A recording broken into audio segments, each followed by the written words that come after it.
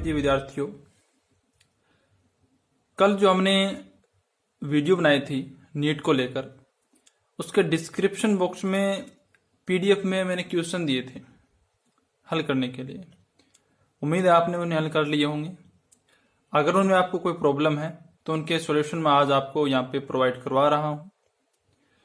तो इनमें क्वेश्चन एक जो था अपना वो ये था, सबसे पहले जो क्वेश्चन नंबर 1 था कि 100 किलोग्राम द्रव्यमान और 2 मीटर त्रिज्या की कोई चकती है, डिस्क है, वो किसी क्षैतिज फर्श पर लुढ़क रही है, जैसे पहिया लुढ़कता है उस प्रकार से। इसके द्रव्यमान के अंदर की जो चाल है वो 20 सेंटीमीटर प्रति सेकंड दी है। ध्यान दें 20 सेंटीमीटर प्रति सेकंड है, यानी एमकेएस पद्धति नहीं है। तो इसे रोकने के लिए आपको कितना कार्य करना पड़ेगा। ये क्वेश्चन नीट 2019 में आया था। ये आपके ऑप्शंस थे।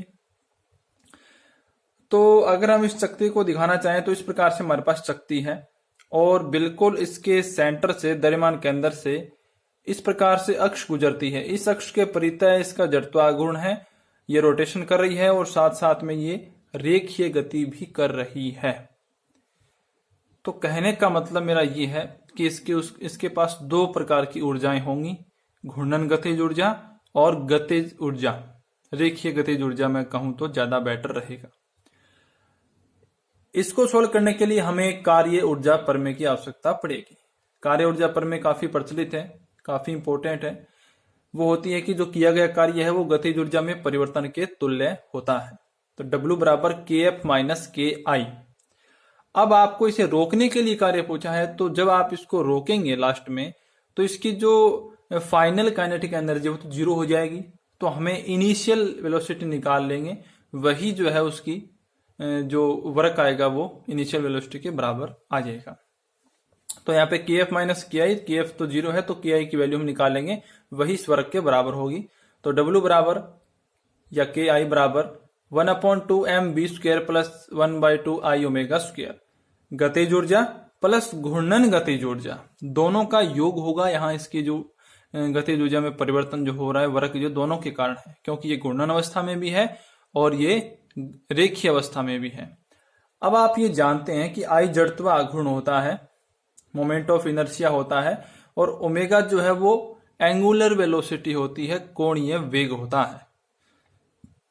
और जड़त्व आघूर्ण बराबर mk² होता है, k घूर्णन त्रिज्या होती है, और ओमेगा जो है उसके बराबर होता है v/r, यानी रेखीय वेग और कोणीय वेग में रिलेशन होता है रेडियस के साथ। v बराबर r ओमेगा, यहां से ओमेगा बराबर v/r ये वैल्यू हम निकालेंगे और इस समीकरण में हम पुट करेंगे।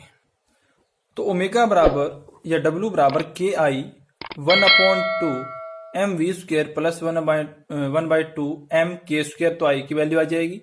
डॉट ओमेगा की जगह हम रखेंगे v/r, तो v²/r² आ जाएगा, क्योंकि ओमेगा स्क्वायर है। अब मैं क्या करूंगा, मैं 1/2 mv² को यहां से कॉमन लूंगा। तो यहां से कॉमन लेंगे और यहां पे v² कॉमन आएगा, तो यहां रहेगा 1 प्लस यहां रहेगा k²/r²। यानी अब डिस्क के लिए हमें k²/r² की वैल्यू इसमें पुट करनी है। तो आप ये जानते हैं कि जब कोई भी चकती के जो उसके द्रव्यमान के अंदर से लंबवत अक्ष के परितः जो जड़त्वाघूर्ण होता है वो 1/2 mr² होता है। जड़त्वाघूर्ण उसके लंबवत अक्ष के प्रति जो जड़त्वाघूर्ण है जो द्रव्यमान के अंदर से गुजरती है और उसके अक्ष के बिल्कुल लंबवत हो तो 1/2 mr² होता है। और घूर्णन त्रिज्या जो है वो यहां से हम वैल्यू ज्ञात करेंगे, k² बराबर तो I/m हो जाएगा। इस I की वैल्यू मैं mr²/2 यहाँ पे पुट कर रहा हूं, तो mr²/2 डॉट m नीचे आ जाएगा। फिर मेरे को वैल्यू k²/r² की चाहिए, तो मैं r² पक्षांतन करके k² के बटे में ले आऊंगा, m से m क्रॉस हो जाएगा, यहाँ आ जाएगा 1/2। आप याद रख सकते हैं तो डायरेक्ट इसको याद रख सकते हैं, नहीं तो आप ऐसा याद निकाल लेते हैं। तो 1/2 मैं यहाँ पे पुट कर देता हूं, तो 1 प्लस 1/2 हो जाएगा 3/2। साथ में मैं वैल्यू भी पुट कर रहा हूं। तो W बराबर KI बराबर 1/2 इंटू m की वैल्यू दी थी 100 किलोग्राम, तो 100 इंटू v द्रव्यमान के अंदर की वेलोसिटी 20 सेंटीमीटर पर सेकंड दी है, तो मीटर पर सेकंड में चेंज करूंगा तो 0.2 इंटू 0.2 हो जाएगा, क्योंकि v² है। या आप इसको 20 इंटू 10⁻² पावर के हिसाब से भी लिख सकते हैं।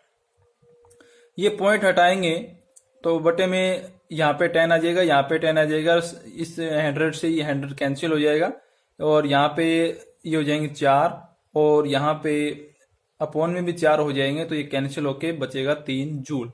यानी जो वर्क है वो 3 जूल होगा और आपका फर्स्ट ऑप्शन इसमें सही होगा। अब बढ़ते हैं नेक्स्ट क्वेश्चन की ओर।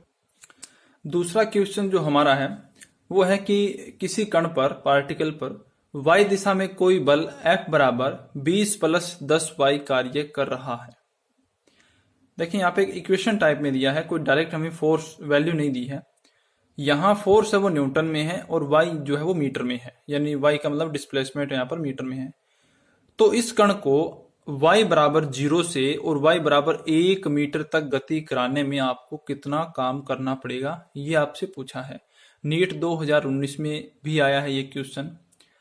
ऑप्शन हैं 30 जूल, 5 जूल, 25 जूल या 20 जूल, 4 प्रकार के ऑप्शन है।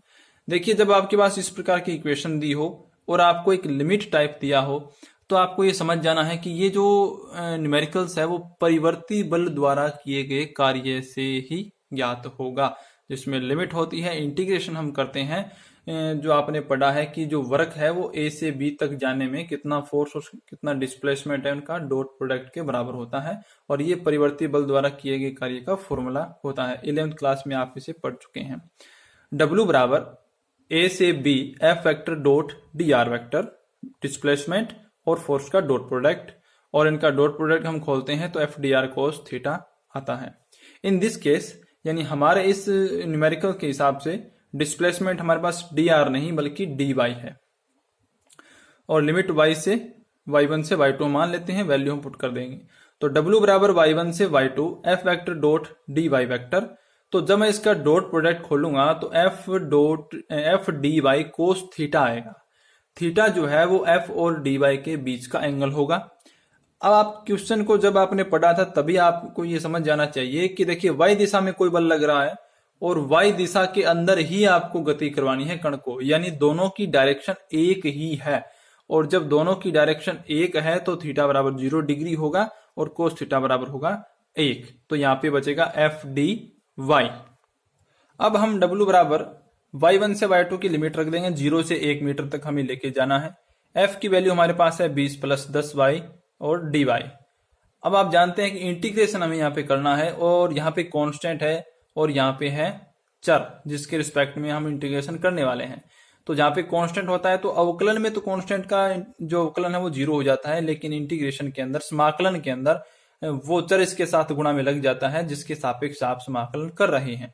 तो y के रिस्पेक्ट में है तो 20y हो जाएगा, प्लस ये हो जाएगा 10y² 2, क्योंकि यहाँ पे फॉर्मूला लगेगा x की घात n का, तो n x की पावर n+1 अपॉन n+1। ठीक है, तो यहाँ पे देखो प्लस में c नहीं आएगा, कांस्टेंट नहीं आएगा यहाँ पे, क्योंकि यहाँ पे लिमिट दे रखी है, वो अनिश्चित समाकलन में आता है, जब आपके पास लिमिट न हो तब आता है। तो यहाँ पे ये कैंसिल आउट होके यहाँ पे 5 आ जाएगा, 5y² बनेगा, लिमिट है 0 से 1। अब मैं लिमिट रखूंगा तो यहाँ पे है 20 × 1 आ जाएगा, upper limit minus lower limit. पहले इस फंक्शन में अपर लिमिट रखेंगे, माइनस लगा के लोअर लिमिट रखेंगे। 20 × 1 प्लस 5 × 1 माइनस के टोटल 0, तो ये हो जाएंगे 25। तो हमारा वर्क होगा वो होगा 25 जूल, और ऑप्शन नंबर 3 हमारा इसमें सही होगा। अब बढ़ते हैं हम नेक्स्ट क्वेश्चन की ओर। तीसरा क्वेश्चन जो था हमारा कि द्रव्यमान m का एक गतिशील गुटका 4m द्रव्यमान के किसी दूसरे स्थिर गुटके से टक्कर करता है। देखिए इसका रिजल्ट जो है वो इसी लैंग्वेज में छिपा हुआ है, तो आप लैंग्वेज को बड़े ध्यान से समझें और पढ़ें कि द्रव्यमान m का एक गतिशील गुटका है, वो 4m द्रव्यमान के किसी स्थिर गुटके से टक्कर करता है। टक्कर के बाद हल्का गुटका विराम अवस्था में आता है। देखिए हल्के गुटके की ये बात कर रहा है जिसका द्रव्यमान m है, वो विराम अवस्था में आता है। यदि हल्के गुटके का प्रारंभिक वेग v है, यानी ये v वेग से टक्कर करता है, तो प्रत्यावर्तन गुणांक का मान क्या होगा? ये नीट 2018 में आया था क्वेश्चन। ऑप्शन है 0.8, 0.25, 0.5, 0.4। तो ये प्रत्यावर्तन गुणांक क्या होता है?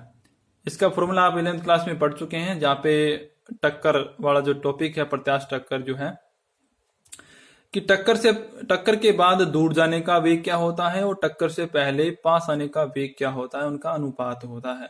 या आप इसे नॉर्मल इस तरीके से भी कह सकते हैं कि टक्कर के बाद आपेक्षिक वेग और टक्कर से पहले आपेक्षिक वेग।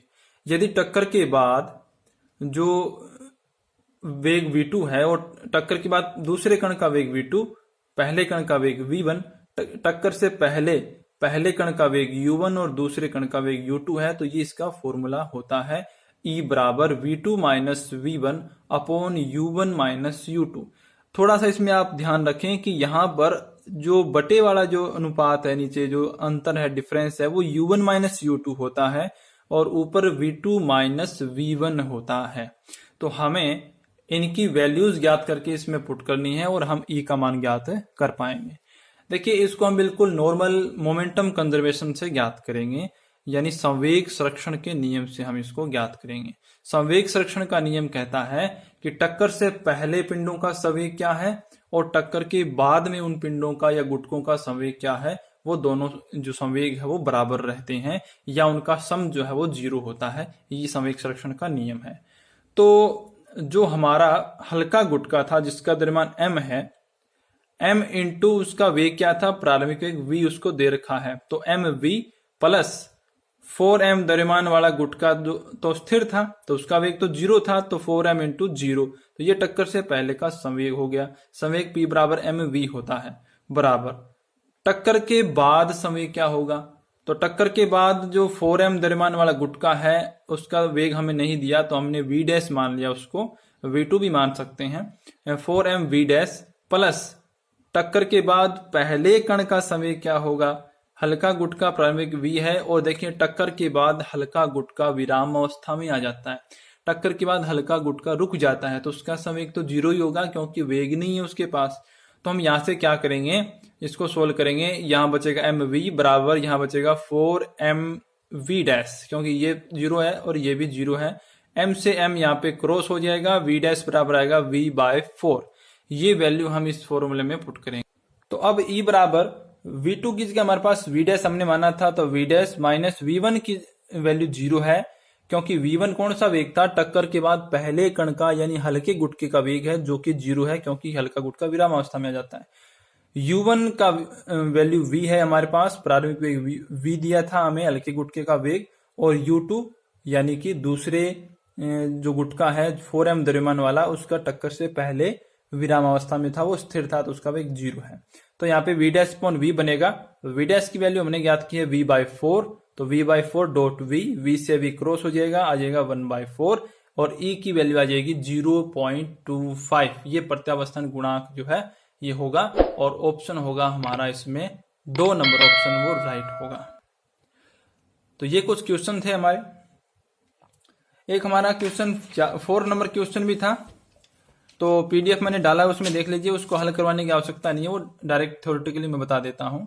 क्वेश्चन नंबर 4 जो था उसमें ये था कि 2 बॉल दे रखी हैं आपको जो समान द्रव्यमान की है, ए और बी, वो एकविमीय दिशा में टक्कर करती हैं आपस में वेलोसिटी के साथ और वो प्रत्यास्थ टक्कर करती हैं, तो उनके वेग आपको पूछे हैं। देखिए, जब टक्कर प्रत्यास्थ होती है और समान द्रव्यमान होता है तो उनके वेग आपस में बदल जाते हैं, तो हमें कुछ नहीं करना, उसमें ऑप्शन 4 वो सही हो जाएगा। बस ये इतना ही कॉन्सेप्ट है कि टक्कर के बाद समान द्रव्यमान वाले जो पिंड है टक्कर करते हैं, सम्मुख प्रत्यास्थ टक्कर करते हैं, तो उनके वेग आपस में बदल जाते हैं। ये 11th क्लास में सबसे पहली कंडीशन हमारे पास आती है जब हम सम्मुख प्रत्यास्थ टक्कर का डेरिवेशन करते हैं। तो ये नीट 2016 में आया हुआ क्वेश्चन था, पीडीएफ मैंने डाली, उसमें आपने देख लिए होंगे या आप वहां जाके देख सकते हैं। जो हमने कल वीडियो डाली थी पार्ट 1, उसके डिस्क्रिप्शन में पीडीएफ के अंदर वो उपलब्ध है। तो उसमें ऑप्शन 4 सही हो जाएगा, बस वेग वेलोसिटी को आपको आपस में इंटरचेंज करना है। तो वीडियो अच्छे लगे तो लाइक कीजिए, शेयर कीजिए, सब्सक्राइब कीजिए। धन्यवाद।